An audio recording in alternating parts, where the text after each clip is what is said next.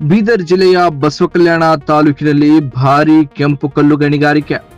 ಬಸವಕಲ್ಯಾಣ ತಾಲೂಕಿನ ಪಂಡರ್ಗೆರ ಗ್ರಾಮದ ಜಮೀನುಗಳಲ್ಲಿ ರಾಜಾರೋಷವಾಗಿ ನಡೆಯುತ್ತಿದೆ ಕೆಂಪು ಕಲ್ಲು ಗಣಿಗಾರಿಕೆ. ಒಂದೇ ಗ್ರಾಮದ ಹೊಲದ ಶಿವಾರದಲ್ಲಿ 3 ಕಡೆ ಕೆಂಪು ಕಲ್ಲು ಗಣಿಗಾರಿಕೆ. ಕೆಂಪು ಕಲ್ಲು ಗಣಿಗಾರಿಕೆ ಪರಿಸರ ಹಾಳು ಹದಗೆಡುತ್ತಿರುವ ರಸ್ತೆಗಳು.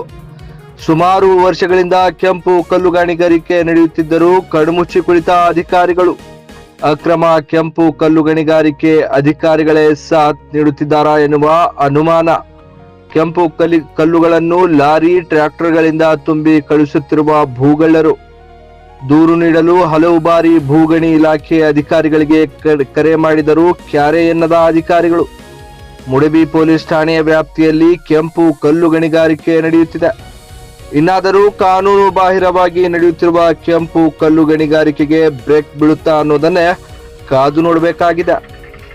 Aditya Gajare, JK news Kannada, Basavakalyan.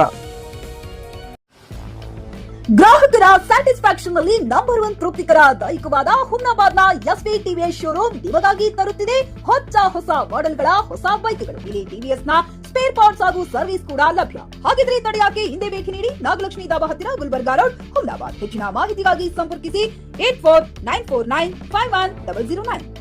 Flat ಖರೀದಿಸುವ ಪ್ಲಾನ್ ಇದ್ದೀರಾ?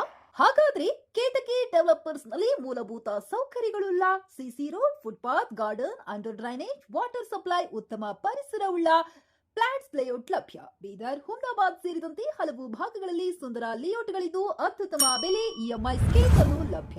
ಹಾಗಿದ್ರೆ ತಡೆಯಾಕೆ ಹಿಂದೆ ಸಂಪರ್ಕಿಸಿ 7676474747. MD ಸಂಗಮೇಶ್ ಚಿದ್ರಿ, ಹುಮ್ನಾಬಾದ್.